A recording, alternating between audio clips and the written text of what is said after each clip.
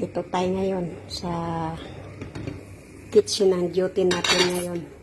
Ito, gumawa ako ng marak na tinulang sabaw na manok.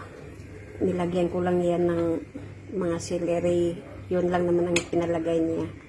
Carrots, soris. Hindi ko alam kung ano sa Pilipinas to, soris. Ito soris, celery. At ito celery to. At onion. Then, lagyan ko lang ng black pepper. Yan lang ang gusto niya. And salt, marak po. Ito, titikman natin. Kung masarap ba.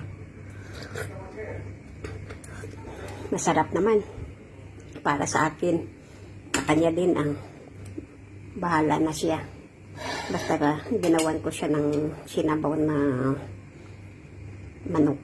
Kasi ano naman sa kanila, tinatawag nila pisak na haledi.